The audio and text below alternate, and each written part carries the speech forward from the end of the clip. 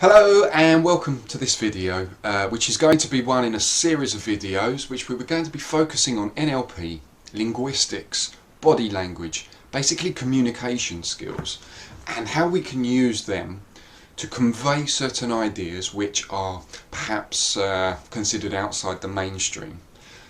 That's my polite way, communicative way of being able to say how we're going to get some level of fact and truth and absolute to people who are basically under mind control. That's the impolite way of putting it. So here we go. Today I want to focus on a language pattern which I thought would be a great place to start because it's very simple. You can use it at any time in any way in your life, and it's a great way to take someone who's very aggressive or completely dissident in the idea that you're trying to put across, and with one simple sentence to steer them away from where they're at and bring them into a place where you're able to communicate to them a lot better in a way which hopefully through the other lessons you'll learn will bring more of a smooth interaction. Okay. Now this language pattern in NLP is known as the issue isn't. The real issue is, and I'll explain it this way.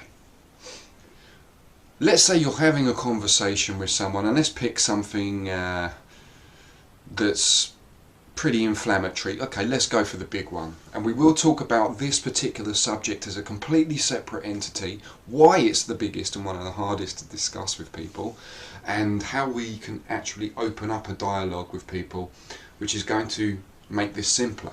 So let's pick vaccines. Let's just shoot straight in there. Let's get right in there and jack ourselves up with this particular issue.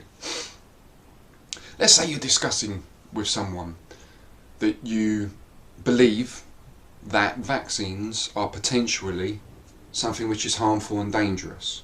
Now you may understand the effects it has on the immune system. You may be one of the rare creatures on this earth that has bothered to look at what the ingredients are. You may have even gone so far as being able to look at certain things which have been able to give you more of a fact-based basis of where you're coming from in this particular subject. And you then try and have a conversation with someone and they just blow up at you, you know. You're full of nonsense. There's no way that any of that's true. Vaccines are safe. They got rid of polio and smallpox and they changed the world. And don't talk to me, you crazy bastard.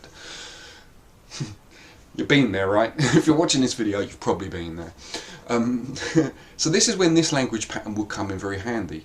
In this moment, this is what you would say to this person. You would say, well, the issue isn't whether or not vaccines are safe, or whether they've managed to get rid of certain diseases like polio and smallpox. The issue is that you're very, very scared to have a conversation about something that you seem to believe you know a lot about. Now, do you see what happens there? Did you feel that? We shifted it from whether vaccines are safe and all of the propaganda that most people are under, and we shifted it and directed it specifically to the person. We changed the subject from this huge, ridiculous conversation to, why are you unable to question your own beliefs? Completely different conversation. And then you can go on, and then they will then give you an answer, or they'll get the ump with you, probably get the ump with you, because that is then them lost, because you're pointing out their cognitive dissidence. So let's try this again on something else. Let's go for another big controversial subject. Why the hell not? We're here and that's what we're here to talk about, so let's just dig in. Let's go for 9/11. Let's go for 9/11 and the, you know, it's a conspiracy with the government and Zionist Jews and the Israeli government through Saudi Arabia and all of this.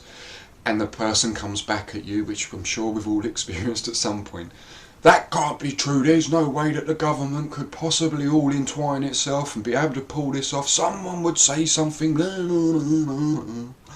See how they instantly want to make it huge because it's impossible to then be able to discuss the issue. So one of these things you can do is take this hugeness and bring it down to a specific point, and we'll talk about the power of specific points in another video. So the issue isn't whether or not an entire government can be infiltrated to be able to pull off such an intricate conspiracy. The issue is that there was a building called Building 7 that came down despite the fact that no plane hit it. Notice the difference. You've shifted it from here to here. Again, the reaction that you're going to get, well,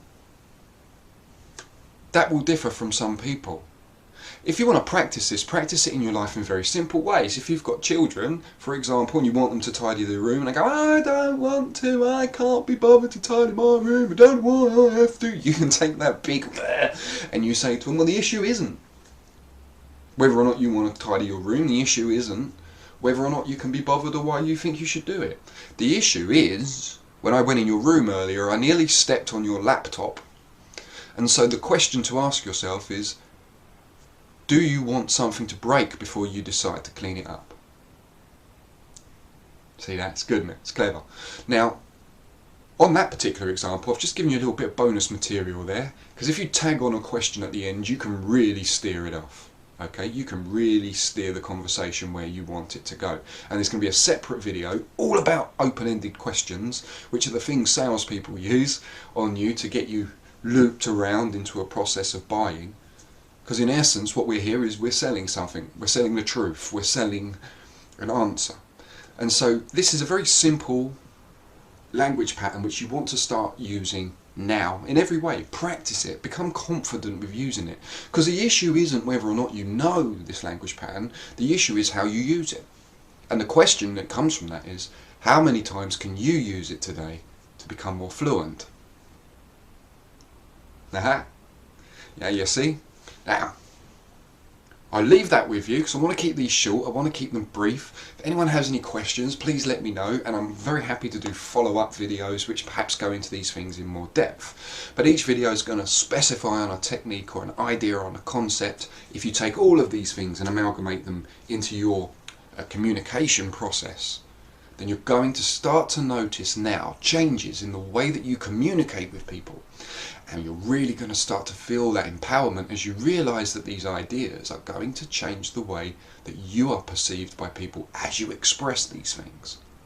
And I'll leave you with that. Please subscribe to the channel. Let me know what you think, your successes, any ideas you have, questions that you have, and any support you can give me in any way.